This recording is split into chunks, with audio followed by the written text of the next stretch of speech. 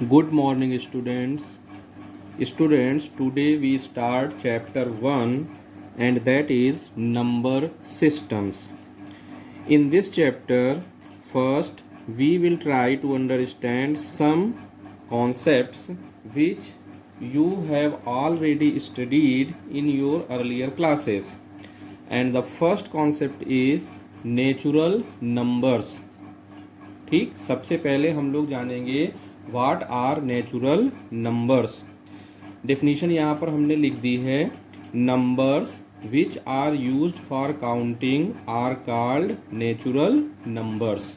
यानी जिन नंबर्स को हम काउंट करने के लिए यूज करते हैं, those numbers are called natural numbers.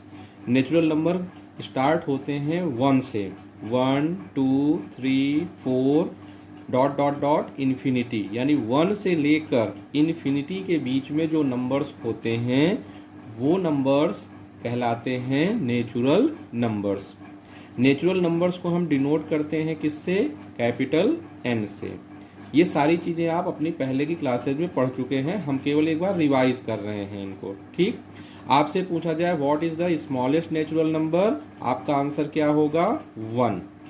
1 is the smallest natural number. लेकिन अगर आपसे पूछा जाए what is the highest natural number, you can not say anything. क्यों?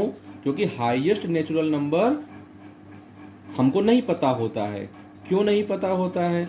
इसलिए कि कोई भी नेचुरल नंबर आप लेंगे और उस नेचुरल नंबर में अगर आप 1 ऐड करेंगे तो आपको नेक्स्ट नेचुरल नंबर मिल जाएगा। तो किसी भी नेचुरल नंबर को अगर आप लास्ट नेचुरल नंबर बोलते हैं हाईएस्ट, तो उसमें फिर 1 ऐड कर देंगे तो उसके बाद का नंबर आ जाएगा।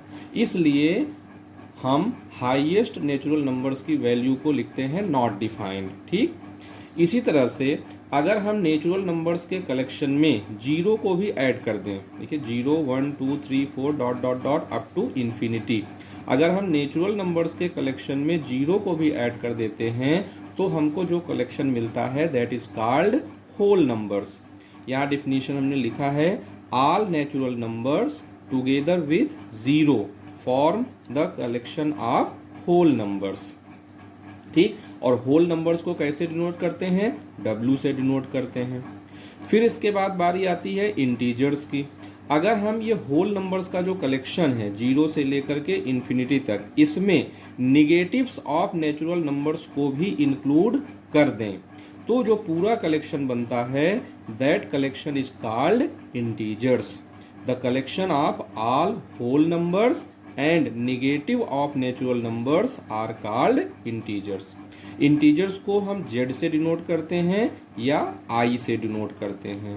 ठीक, अब जो इंटीजर्स होते हैं वो 2 टाइप्स के होते हैं। पहला पॉजिटिव इंटीजर्स, दूसरा नेगेटिव इंटीजर्स। आप किसको पॉजिटिव इंटीजर बोलेंगे, किसको नेगेटिव इंटीजर बोलेंगे? तो इंटीजर्स ग्रेटर देन 0, जो इंटीजर्स ग्रेटर देन 0 होंगे या 0 के राइट साइड में होंगे they are called positive integers, और जो इंटीजर्स 0 से स्मॉलर होंगे या 0 के लेफ्ट साइड में होंगे they are called negative integers. So integers less than 0 are known as negative integers and integers greater than 0 are known as positive integers. तो ये इंटीजर्स के बारे में हो गया। फिर इसके बाद जो नेक्स्ट नंबर आता है that is rational numbers. Rational number क्या होते हैं? The numbers which can be expressed in the form of p upon q, where p and q are integers and q not equal to 0 are known as rational numbers. यानी ऐसे number जिनको हम p upon q के form में represent कर सकते हैं या लिख सकते हैं, those numbers are called rational numbers. लेकिन यहाँ पर ध्यान रखना है कि रेशनल नंबर केवल p अपॉन q के फॉर्म में लिख देने से नहीं होगा, उसमें कुछ कंडीशंस होती हैं जो कंडीशंस फुलफिल होनी चाहिए। कौन सी कंडीशंस? पहली कंडीशन है कि p and q are integers. जब आप किसी नंबर को p अपॉन q के फॉर्म में लिखेंगे तो उसमें p और q दोनों क्या होने चाहिए? इंटीजर होने चाहिए, और q की वैल्यू 0 नहीं होनी चाहिए। p की वैल्यू 0 हो सकती है लेकिन q की वैल्यू 0 नहीं हो सकती है। तो अगर ये तीन कंडीशंस पूरी होती हैं, नंबर 1 कोई भी नंबर जो गिवन है वो p अपान q के फॉर्म में हम लिख सकते हैं, दूसरा p और q दोनों इंटीजर हैं, और तीसरा q 0 नहीं है। अगर ये तीन कंडीशंस पूरी होती हैं तब हम उस नंबर को कहते हैं रेशनल नंबर। और ये कुछ एग्जाम्पल्स लिखे हुए हैं। 0/1 रेशनल नंबर है, -1/2 रेशनल नंबर है, 3/2 रेशनल नंबर है, 4/12 रेशनल नंबर है। ठीक,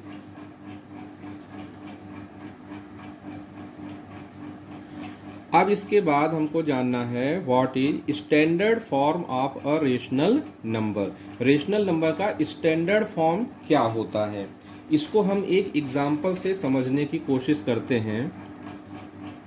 जैसे हमने लिखा 50/100, ठीक, तो 50/100 अगर हम आपसे पूछें कि क्या ये रेशनल नंबर है तो आपका आंसर होगा yes, it is a rational number.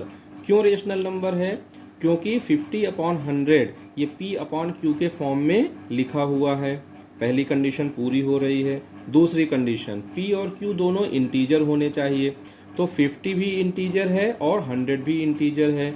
दूसरी कंडीशन भी फुलफिल हो रही है। तीसरी कंडीशन q की वैल्यू 0 नहीं होनी चाहिए, q की वैल्यू 100 है जो कि 0 नहीं है, तो तीसरी कंडीशन भी फुलफिल हो रही है।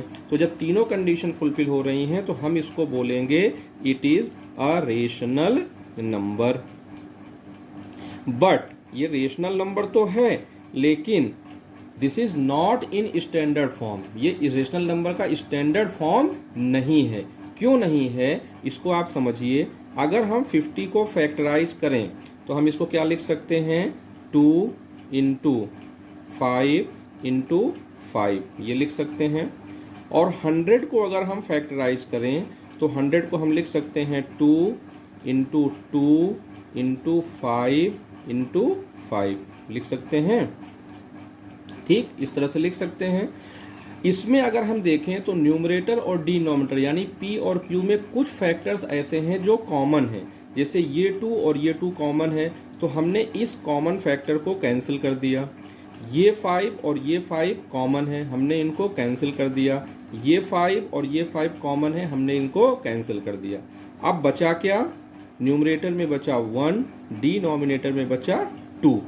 तो ये जो 1/2 आया this is called standard form of a rational number. यहाँ पर p और q में कोई भी फैक्टर कॉमन नहीं है। तो कहने का मतलब ये कि 50/100 ये रेशनल नंबर है, लेकिन इस रेशनल नंबर का जो स्टैंडर्ड फॉर्म है that is standard form of 50/100 that is equal to 1/2। ठीक, तो standard form of rational number की डिफिनीशन होती है,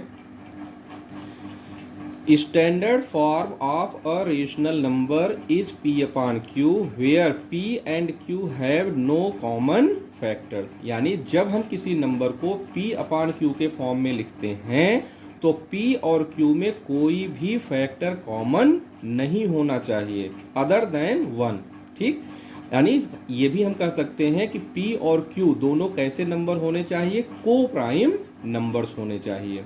और q is always positive, q की वैल्यू हमेशा पॉजिटिव होनी चाहिए। q की वैल्यू अगर निगेटिव है तब वो स्टैंडर्ड फॉर्म नहीं होगा। फॉर एग्जाम्पल जैसे लिखा हुआ है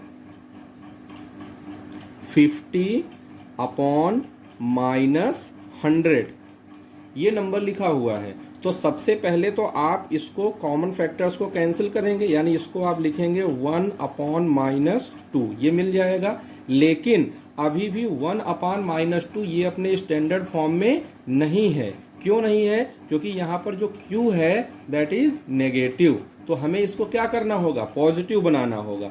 अब पॉजिटिव हम कैसे बनाएंगे, न्यूमरेटर और डिनोमिनेटर दोनों में -1 से मल्टीप्लाई कर दीजिए। तो ये -1 से मल्टीप्लाई कर दिया तो अब हमको क्या मिल जाएगा, 1 इंटू -1 हो जाएगा, -2 इंटू -1 2 हो जाएगा। तो ये जो मिला -1/2, this is called standard form of 50/-100।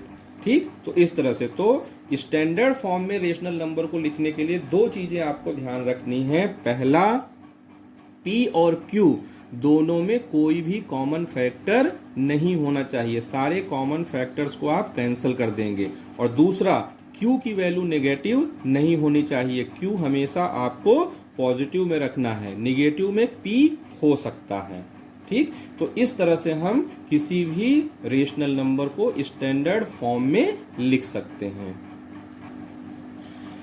अब इसके बाद आता है equivalent rational numbers. Equivalent rational number क्या होते हैं? जैसे यहाँ पर देखिए कुछ रेशनल नंबर्स हमने लिखे हुए हैं, 1/2, 2/4, 10/20, 25/50, 49/98। अगर हम 2/4 को इसमें इसके कॉमन फैक्टर्स को कैंसिल कर दें तो इसकी वैल्यू क्या मिलेगी? 1/2 मिलेगी। 2 1 जा 2, 2 2 जा 4, तो ये 1/2 के बराबर हुआ। 1/2 इक्वल टू 2/4 हुआ। 10/20 को देखिए, इसमें अगर हम कॉमन फैक्टर्स को कैंसिल कर दें तो 10 से इसको डिवाइड करें, 10 1 जा 10, 10 2 जा 20, तो 1/2 मिलेगा, यानी ये भी बराबर हुआ। इसी तरह 25/50 को अगर हम सॉल्व करें तो इसकी वैल्यू क्या मिलेगी? 1/2। 49/98 को हम सॉल्व करें तो इसकी वैल्यू क्या मिलेगी? 1/2।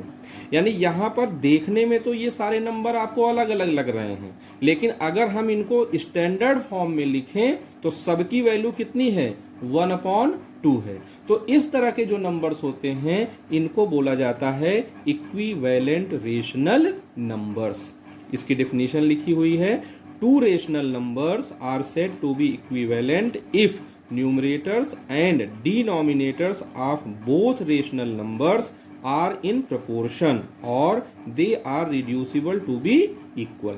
यानी कोई भी नंबर लिखा हुआ है, अगर उनके कॉमन फैक्टर्स को कैंसिल करने के बाद उनकी वैल्यू सेम मिलती है, ठीक, तब वो नंबर कहलाएंगे इक्विवेलेंट रेशनल नंबर्स। और इस एग्जाम्पल में जितने नंबर लिखे हुए हैं इन सबको रिप्रेजेंट करने के लिए हम जिस नंबर को यूज करेंगे दैट इज 1/2।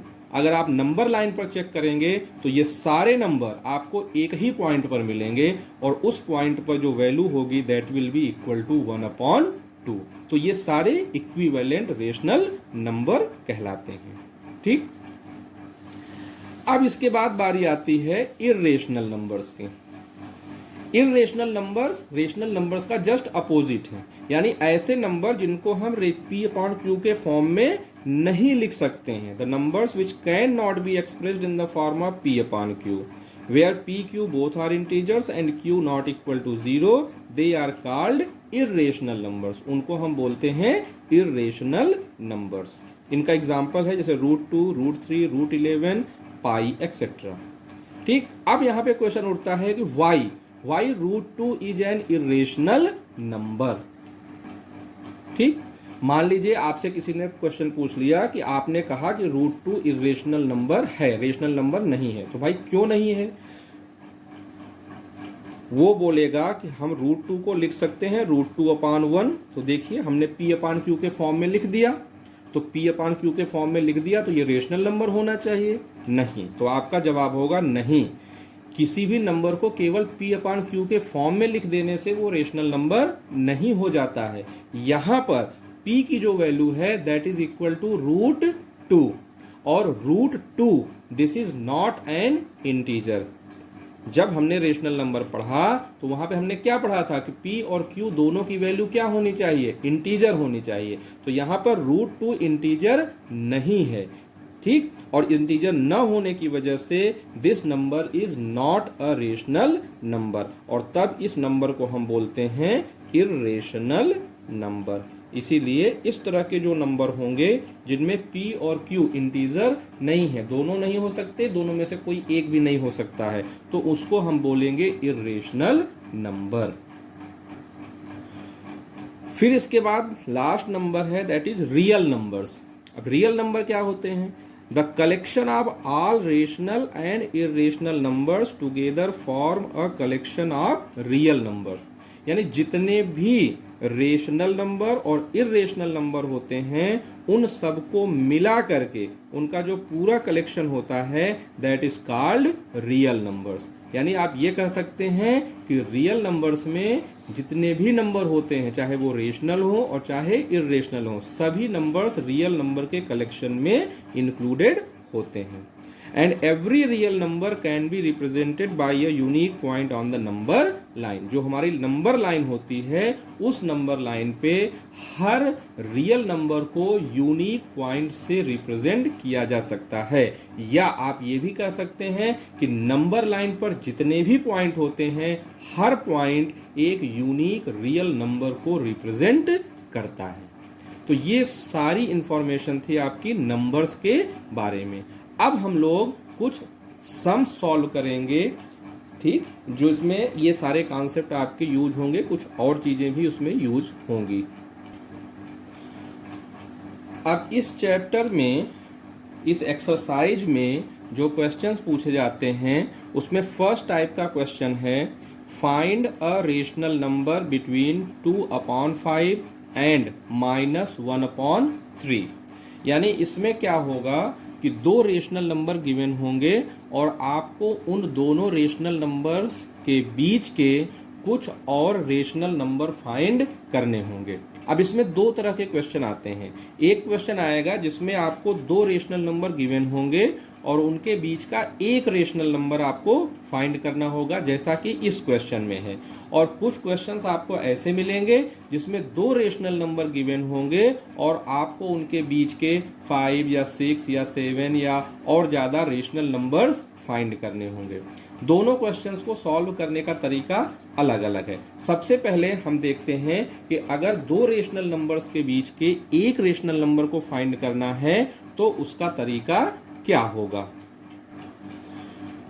तो जब दो रेशनल नंबर गिवन हैं और उनके बीच का एक रेशनल नंबर फाइंड करना होता है तो उसका रूल ये है कि आप दोनों रेशनल नंबर्स को ऐड कर दीजिए और ऐड करने के बाद जो आपको मिले उसको आप 1/2 से मल्टीप्लाई कर दीजिए। तो जो नंबर आपको मिलेगा वो उनके बीच का एक रेशनल नंबर होगा। जैसे हमें 2/5 और -1/3 के बीच का रेशनल नंबर फाइंड करना है तो रिक्वायर्ड नंबर जो होगा, रिक्वायर्ड नंबर ऐसे आप लिखेंगे, this will be equal to 1/2 into 2/5 plus -1/3।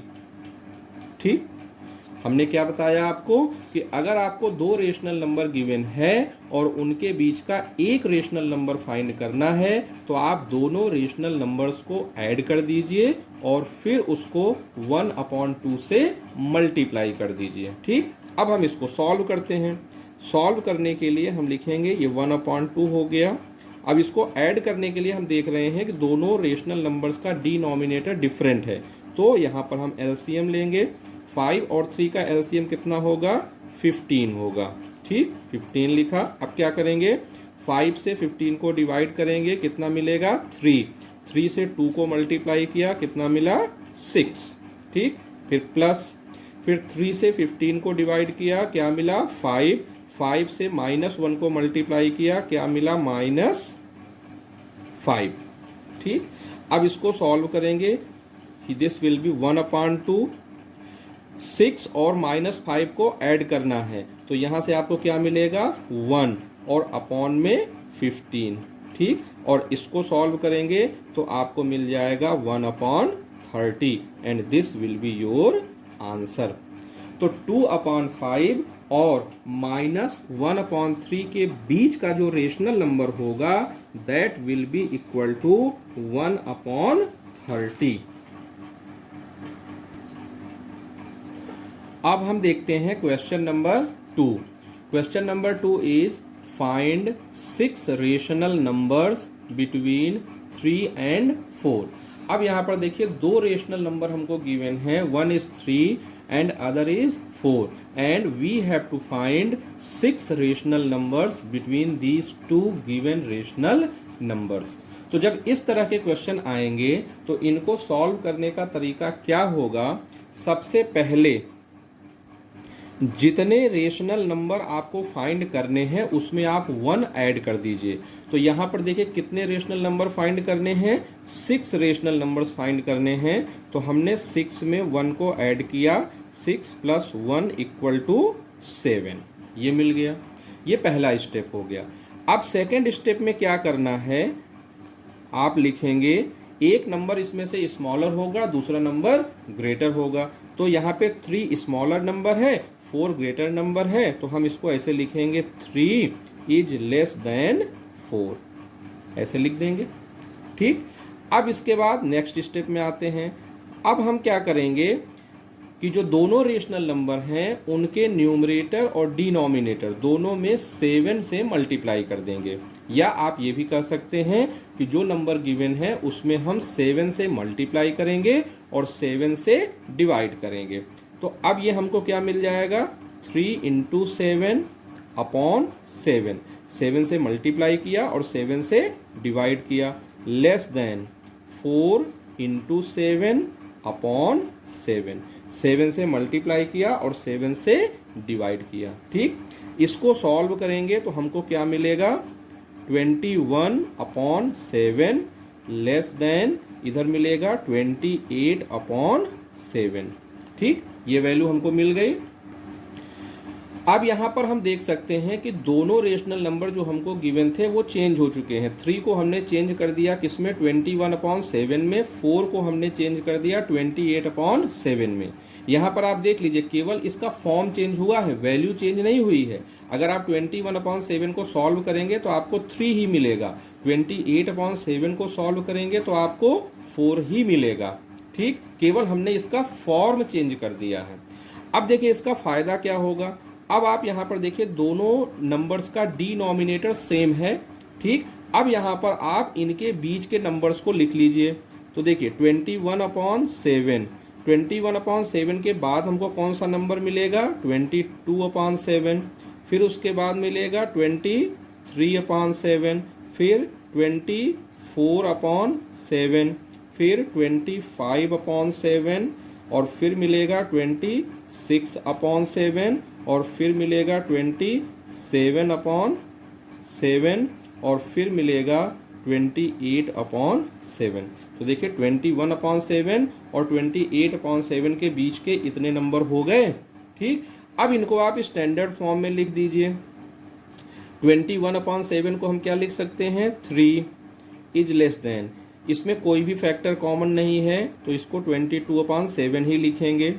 इसमें भी कोई फैक्टर कॉमन नहीं है तो इसको 23/7 लिखेंगे।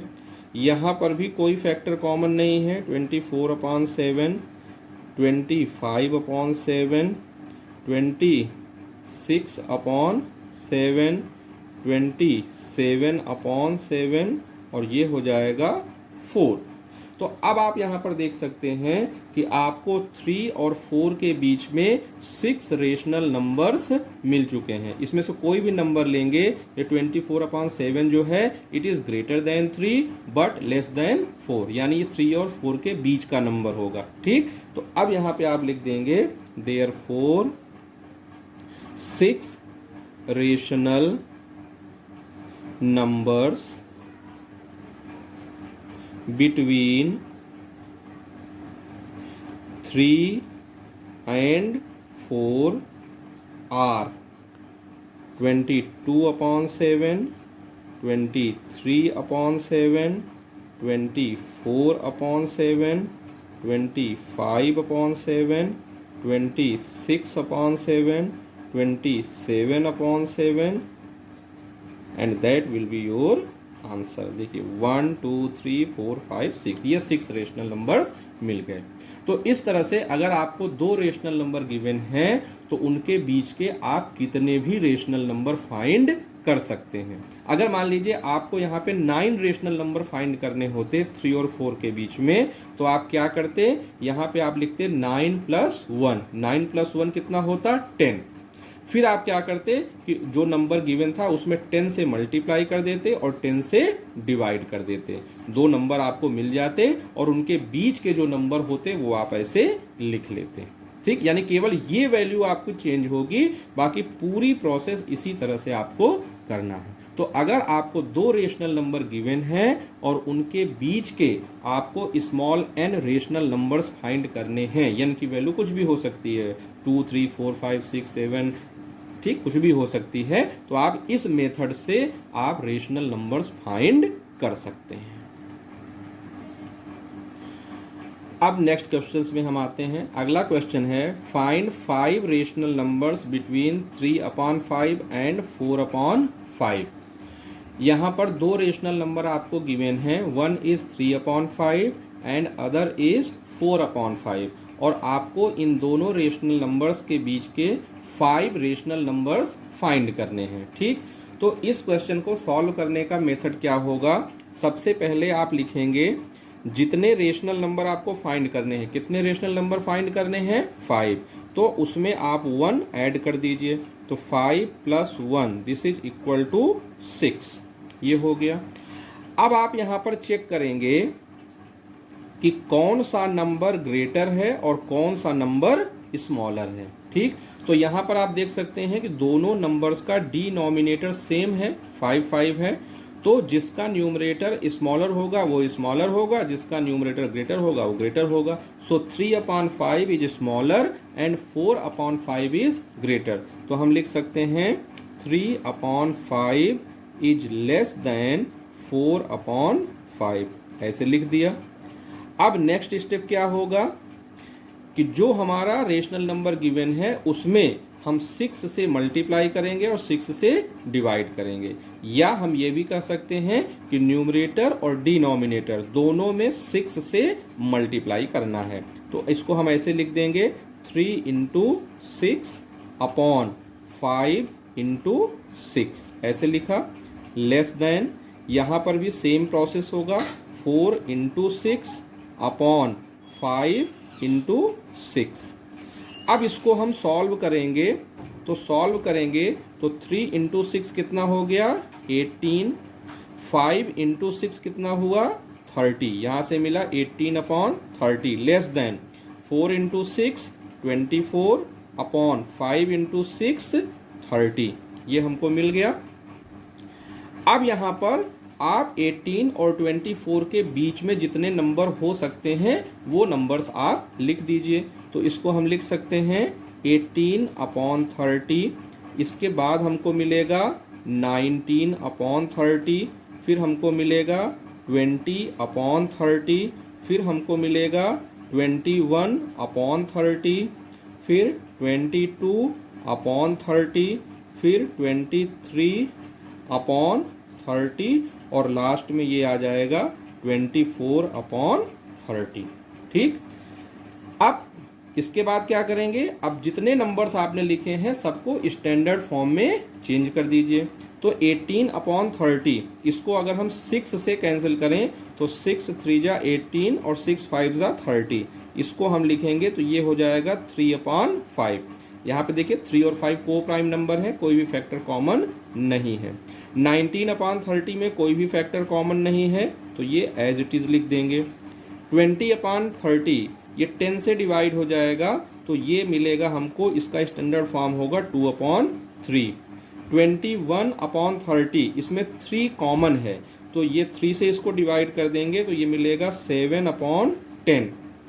फिर यहाँ पर 22/30 इसमें 2 कॉमन मिलेगा, 2 कॉमन फैक्टर है, तो 2 से डिवाइड करेंगे तो 11/15 हो जाएगा। फिर उसके बाद 23/30 इसमें कोई भी फैक्टर कॉमन नहीं है, और फिर 24/30 इसमें भी 6 कॉमन फैक्टर है, 6 से डिवाइड करेंगे तो 4/5 मिल जाएगा। तो अब आप यहाँ पर देख सकते हैं कि 3/5 और 4/5 जो आपको गिवन रेशनल नंबर थे, इनके बीच के 5 रेशनल नंबर्स आपको मिल चुके हैं, 1 2 3 4 5। तो आपका आंसर होगा कि therefore 5 rational numbers between 3/5 and 4/5 are क्या क्या होंगे? 19/30, 2/3, 7/10, 11/15 and 23/30 and this will be your answer। तो इस तरह से अगर दो रेशनल नंबर गिवन हैं जिनके डिनोमिनेटर्स सेम हैं तो हम इस मेथड से उनके बीच के रेशनल नंबर्स को फाइंड कर सकते हैं। हाँ, अब नेक्स्ट क्वेश्चन है find 9 rational numbers between 1/2 and 3/5।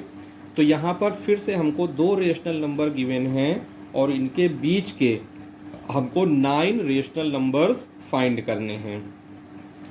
Last question और इसमें क्या डिफरेंस है कि पिछले क्वेश्चन में जो दो रेशनल नंबर गिवन थे उनके डिनोमिनेटर सेम थे, यहाँ पर जो दो नंबर गिवन हैं उनके डिनोमिनेटर डिफरेंट हैं।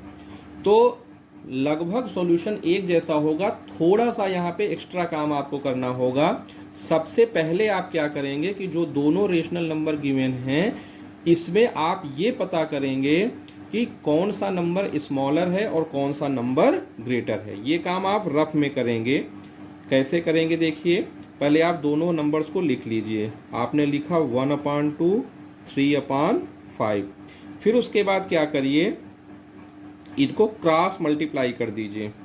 ठीक, यानी 1 × 5 कर दीजिए और 3 × 2 कर दीजिए। तो देखिए 1 × 5 कितना हुआ 5, 3 × 2 कितना हुआ 6। कौन सा नंबर ग्रेटर है 6, तो इसके ऊपर वाला जो नंबर होगा this will be greater number. It means 1/2 is less than 3/5। तो यहाँ पर जो 3/5 है this is greater number and 1/2 is smaller number. ठीक, तो अब सबसे पहले यहाँ पे हम क्या लिखेंगे, हियर 1/2 इज लेस देन 3/5। ये पहला काम किया। तो सबसे पहले हमने क्या किया, पहले हमने चेक किया कौन सा नंबर स्मॉलर है और कौन सा नंबर ग्रेटर है। अब दूसरा काम हम ये करेंगे कि दोनों नंबर्स के डिनोमिनेटर को हम सेम करेंगे। कैसे करेंगे, इसके लिए दोनों के जो डिनोमिनेटर्स हैं इनका आप एलसीएम फाइंड कर लीजिए। यानी हम फाइंड करेंगे एलसीएम 2,5। तो 2 और 5 का एलसीएम कितना होगा, this will be equal to 10। ठीक, तो हमने एलसीएम फाइंड कर लिया। अब आप क्या करिए कि जो दोनों रेशनल नंबर गिवन हैं इनके डिनोमिनेटर्स को देखिए और ये फाइंड करिए कि इसमें हम किस नंबर से मल्टीप्लाई करें कि इनकी वैल्यू 10 बन जाए। तो 2 को अगर हम 5 से मल्टीप्लाई करते हैं तो ये 10 हो जाएगा, 5 को 2 से मल्टीप्लाई करते हैं तो ये 10 हो जाएगा। ठीक, तो अब हम क्या करेंगे, इसको हम लिखेंगे 1/2 × 5। अब अगर 2 में 5 से मल्टीप्लाई किया तो 1 में भी 5 से मल्टीप्लाई करना पड़ेगा। इसी तरह से इधर 3/5 लिखा, 5 में 2 से मल्टीप्लाई किया तो 3 में भी 2 से मल्टीप्लाई करना होगा। तो यहाँ से हमको क्या मिलेगा, यहाँ से हमको मिलेगा 5/10 लेस देन 6/10। ये मिल गया। तो पहला काम हमने क्या किया कि पहले हमने ये फाइंड किया कौन सा नंबर स्मॉलर है और कौन सा नंबर ग्रेटर है। फिर हमने दोनों नंबर्स के डिनोमिनेटर्स का एलसीएम फाइंड किया और उनके डिनोमिनेटर्स को हमने सेम बना लिया, इक्वल बना लिया। ठीक, अब इसके बाद आप क्या करेंगे, फिर आप लिखेंगे कितने रेशनल नंबर आपको फाइंड करने हैं, 9। तो 9 और उसमें 1 ऐड कर दीजिए, तो 9 + 1 = 10 हो गया। अब आप क्या करिए कि जो नंबर आपको गिवन है उसके न्यूमरेटर और डिनोमिनेटर में 10 से मल्टीप्लाई कर दीजिए। अब यहाँ से सारी प्रोसेस आपकी वही रहेगी जो पिछले क्वेश्चंस में थी। ठीक, तो अब इसको हम क्या लिखेंगे, 5 × 10 / 10 × 10 लेस देन, यहाँ पर भी 6 × 10 / 10 × 10 ये हो जाएगा। अब यहाँ से आप देख सकते हैं 5 × 10 50 / 100 लेस देन 60/100, ये हो गया। अब आप 50 और 60 के बीच के जो नंबर्स हैं उनको लिख दीजिए। तो इसको हम लिख सकते हैं 50/100, इसके बाद क्या मिलेगा 51/100, फिर 52/100, फिर 53/100, फिर 54/100, 55/100, 56/100, 57/100, 58/100, 59/100 और लास्ट में ये हो जाएगा 60/100। ठीक, अब इसको आप सॉल्व करेंगे आगे। अब आगे क्या करना है, आगे आप इसको स्टैंडर्ड फॉर्म में चेंज कर दीजिए। तो 50/100 को स्टैंडर्ड फॉर्म क्या होगा 1/2, फिर 51/100, इसमें कोई भी फैक्टर कॉमन नहीं है तो इसको एज इट इज लिख देंगे। फिर 52/100, तो इसमें आपको 4 कॉमन फैक्टर मिल जाएगा, 2 और 2, तो 4 से इसको डिवाइड करेंगे तो ये आ जाएगा 13/25, ये हो जाएगा। फिर उसके बाद 53/100 में कोई भी कॉमन फैक्टर नहीं है तो इसको एज इट इज लिख देंगे। फिर 54/100 में 2 कॉमन फैक्टर है तो 2 से डिवाइड करेंगे तो ये 27/50 आपको मिल जाएगा। फिर उसके बाद 55/100 में 11 कॉमन फैक्टर है, 11 से डिवाइड नहीं 5 कॉमन फैक्टर है, 5 से डिवाइड करेंगे तो आपको 11/20 मिल जाएगा। ठीक, फिर उसके बाद 56/100, इसमें 4 कॉमन फैक्टर हो जाएगा तो 4 से डिवाइड करेंगे तो ये 14/25 मिल जाएगा। अब 57/100 में कोई भी कॉमन फैक्टर नहीं है तो इसको एज इट इज लिख देंगे। 58/100 में 2 से डिवाइड कर देंगे 29/50 हो जाएगा। 59/100 में भी कोई कॉमन फैक्टर नहीं है तो इसको ऐसे ही लिख देंगे। और 60/100 इसको हम लिख सकते हैं 3/5, 20 से डिवाइड कर दिया। ठीक, तो इस तरह से आपको 1/2 और 3/5 के बीच के 9 रेशनल नंबर्स आपको मिल गए, 1 2 3 4 5 6 7 8 9। तो आप लिख देंगे therefore 9 rational numbers between 1/2 and 3/5 are, सबकी वैल्यू लिख दीजिए।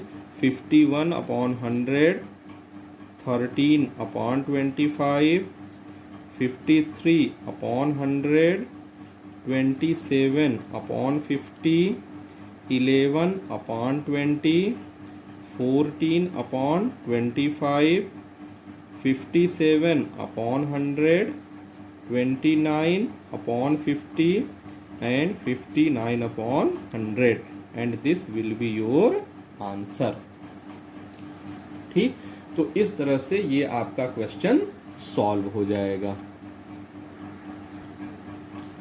अब नेक्स्ट क्वेश्चन आपका है find 3 rational numbers between -3/5 and 2/7।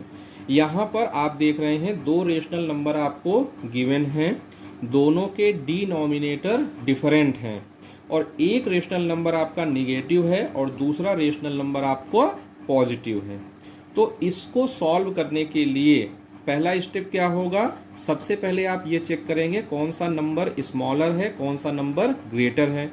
तो यहाँ पर सिंपली आप देख सकते हैं, आपको मालूम है कि जितने भी नेगेटिव नंबर होते हैं वो पॉजिटिव नंबर से स्मॉलर होते हैं, यानी यहाँ पर आप डायरेक्ट लिख सकते हैं कि हियर -3/5 इज लेस देन 2/7। तो पहला स्टेप आपका हो गया। अब सेकंड स्टेप में आपको क्या करना है, दोनों नंबर्स के डिनोमिनेटर को सेम बनाना है, ठीक, इक्वल बनाना है। तो उसके लिए आप क्या करेंगे, दोनों डिनोमिनेटर्स का एलसीएम फाइंड करेंगे। तो LCM of 5, that will be equal to 35। 5 और 7 का एलसीएम कितना होगा? 35 होगा। अब नेक्स्ट स्टेप में आप क्या करेंगे? 5 को 35 बनाने के लिए आप क्या करेंगे? 7 से मल्टीप्लाई करेंगे। तो जो पहला रेशनल नंबर है इसके आप न्यूमरेटर और डिनोमिनेटर दोनों को 7 से मल्टीप्लाई कर दीजिए। तो हम लिखेंगे -3 इंटू 7 अपॉन में 5 इंटू 7, फिर लेस देन का साइन लगाएंगे। अब 7 को 35 बनाने के लिए क्या करेंगे? 5 से मल्टीप्लाई करना होगा। तो दूसरा जो नंबर है इसके न्यूमरेटर और डिनोमिनेटर को 5 से मल्टीप्लाई कर दीजिए। तो 2 इंटू 5 अपॉन 7 इंटू 5, ये मिल गया। अब यहाँ से देखिए आपको क्या मिल जाएगा? ये हो जाएगा -21 अपॉन 35, और यहाँ से आपको मिल जाएगा 10 अपॉन 35। अब इसके बीच के नंबर आप लिख दीजिए। यहाँ ढेर सारे नंबर आपको मिलेंगे, बहुत सारे मिलेंगे। आपको केवल 3 रेशनल नंबर चाहिए, तो कोई भी 3 रेशनल नंबर आप ले सकते हैं। तो इसको आप लिख सकते हैं -21 अपॉन 35। अब इसके बाद का एक रेशनल नंबर आपको मिल सकता है क्या? -15 अपॉन में 35। होंगे बहुत सारे, -20, -19, -18, -17, -16, कोई भी नंबर ले सकते हैं। उसमें से एक हमने ले लिया -15 अपॉन 35। फिर इससे आगे बढ़ेंगे तो एक नंबर यहाँ पर हमको मिलेगा 0। फिर 0 से आगे बढ़ेंगे तो एक नंबर हमको मिलेगा 5 अपॉन 35, और फिर उसके बाद कहीं पर मिल जाएगा 10 अपॉन 35। अब यहाँ पर देखिए आप 0 से 10 के बीच का कोई भी नंबर ले सकते थे। 1 upon 35, 2 upon 35, 3 upon 35, 4 upon 35, 6 upon 35, 7 upon 35, कोई भी नंबर ले सकते हैं। हमें 3 नंबर ही चाहिए, तो ये 3 नंबर हमने ले लिया। ठीक, अब इसको आप स्टैंडर्ड फॉर्म में लिख लीजिए। तो इसमें 7 कॉमन फैक्टर है, तो ये हो जाएगा आपका -3/5। इन दोनों में जो कॉमन फैक्टर होगा वो 5 होगा, तो 5 से डिवाइड कर दीजिए, तो ये मिल जाएगा -3/7, और 0 0 ही रहेगा। इसमें 7 कॉमन फैक्टर हो नहीं 5 कॉमन फैक्टर होगा, तो 5 से डिवाइड कर दीजिए, तो ये मिलेगा 1/7, और इसमें भी आपका 5 कॉमन फैक्टर होगा, तो ये मिलेगा 2/7। तो देखिए -3/5 और 2/7 के बीच के 3 रेशनल नंबर ये आपको मिल गए। तो यहाँ पे हम लिख सकते हैं देयरफॉर 3 रेशनल नंबर्स बिटवीन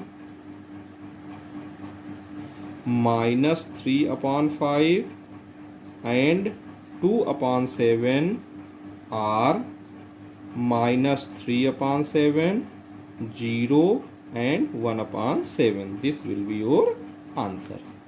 ठीक, तो इस तरह से ये आपका क्वेश्चन सॉल्व हो जाएगा। तो इस एक्सरसाइज में इतने टाइप के क्वेश्चंस आपको मिलेंगे। अब आप अपनी बुक्स में जो क्वेश्चंस आपको दिए हुए हैं फर्स्ट एक्सरसाइज में, उसको आप इसके बेस पर सॉल्व कर सकते हैं। तो ठीक है बच्चों, जितना हमने आपको थ्योरी पढ़ाई पहले उसको आप एक बार फिर से रिवाइज कर लीजिएगा। फिर जितने हमने क्वेश्चंस आपको सॉल्व कराए हैं इनको फिर से आप एक बार देख लीजिएगा, और फिर आपकी जो भी बुक आपके पास है उसमें जो एक्सरसाइज दी हुई है उस एक्सरसाइज के क्वेश्चंस को आप सॉल्व कर लीजिएगा। Thank you.